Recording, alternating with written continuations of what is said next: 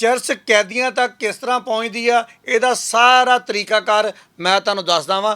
ਮਨਸ਼ਿਆਤ ਦੀਆਂ ਜੜ੍ਹਾਂ ਸਾਡੇ ਮੁਆਸ਼ਰੇ ਦੇ ਵਿੱਚ ਇੰਨੀਆਂ ਡੂੰਘੀਆਂ ਹੋ ਗਈਆਂ ਵਾ ਕਿ ਸਾਡੇ ਪੁਲਿਸ ਦੇ ਅਫਸਰਾਨ, ਆਰਪੀਓ ਫੈਸਲਾਬਾਦ ਸੁਹੇਲ ਅਖਤਰ ਸੁਖੇਰਾ, ਸੀਪੀਓ ਫੈਸਲਾਬਾਦ ਤਨਵੀਰ ਹੁਸੈਨ ਇੰਨੀ ਕੋਸ਼ਿਸ਼ ਕਰਦੇ ਪਏ ਆ, ਇੰਨੀ ਕੋਸ਼ਿਸ਼ ਕਰਦੇ ਪਏ ਆ। ਇਸ ਸਾਰੀ ਸੂਰਤ ਹਾਲ ਦੇ ਬਾਵਜੂਦ ਇਹ ਕੰਟਰੋਲ ਹੋਣ ਦਾ ਨਾਮ ਨਹੀਂ ਲੈ ਰਹੀ। ਉਹਦੀ ਸਭ ਤੋਂ ਵੱਡੀ ਵਜ੍ਹਾ ਇਹ ਆ ਕਿ ਪੁਲਿਸ ਅਹਿਲਕਾਰ ਆਪ ਰਲ ਮਿਲ ਕੇ ਇਹ ਸਾਰਾ ਕੰਮ ਕਰਦੇ ਆ। ਖੈਰ ਜੀ, 3 ਪੁਲਿਸ ਅਹਿਲਕਾਰਾਂ ਤੇ ਵੀ ਮੁਕੱਦਮਾ ਦਰਜ ਹੋਇਆ ਵਾ, ਲੇਕਿਨ ਇਹ ਸਾਰਾ ਮਾਮਲਾ ਐਡਾ ਸਿੱਧਾ ਨਹੀਂ ਹੈਗਾ।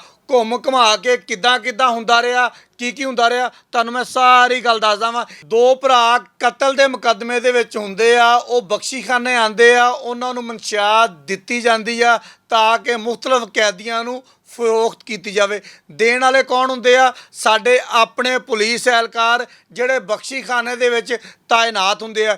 ਇੱਕ ਬੰਦਾ ਮਨਸ਼ਿਆਤ ਦਿੰਦਾ, ਦੂਜਾ ਦਿੰਦਾ, ਤੀਜਾ ਦਿੰਦਾ।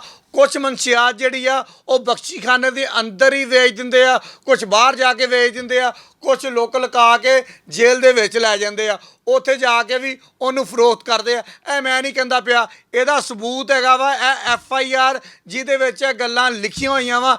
302 ਦੇ ਮੁਲਜ਼ਮ ਨੇ 2 ਸਕੇ ਭਰਾ, ਇੱਕ ਦਾ ਨਾਮ ਹੈਗਾ ਜੀ ਜ਼ੁਬੈਰ, ਦੂਸਰੇ ਦਾ ਨਾਮ ਹੈਗਾ ਸ਼ਾਨ। ਇਹ ਦੋਨੇ ਭਰਾ ਜਿਹੜੇ ਆ ਕੈਦੀਆਂ ਨੂੰ ਮਨਸ਼ਿਆਤ ਦਿੰਦੇ ਆ ਪੁਲਿਸ ਅਹਿਲਕਾਰਾਂ ਦੀ ਮਦਦ ਦੇ ਨਾਲ। ਪੁਲਿਸ ਅਹਿਲਕਾਰ ਗ੍ਰਿਫਤਾਰ ਹੋ ਗਏ ਆ।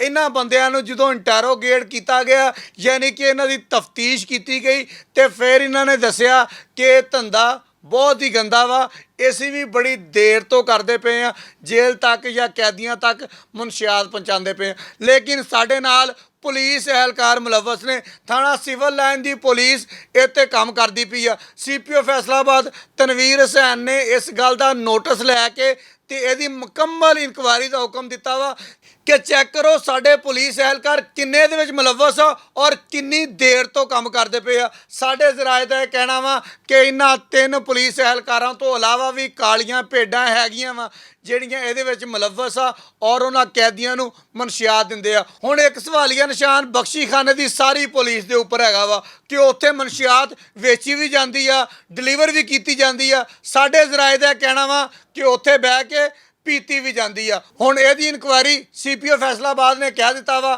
ਕਿ ਕਰਕੇ ਅਸਲ ਹਕਾਇਕ ਸਾਹਮਣੇ ਲਿਆਂਦੇ ਜਾਣ। ਤੁਹਾਨੂੰ ਸਿਰਫ ਦੱਸਣਾ ਇਹ ਸੀਗਾ ਕਿ ਪੁਲਿਸ ਅਹਿਲਕਾਰਾਂ ਦੀ ਮਦਦ ਤੋਂ ਬਗੈਰ ਜੁਰਮ ਕਰਨਾ ਤਕਰੀਬਨ ਨਾਮੁਮਕਿਨ ਹੁੰਦਾ ਵਾ। ਇੱਦਾਂ ਦਾ ਬਹੁਤ ਸ਼ੁਕਰੀਆ।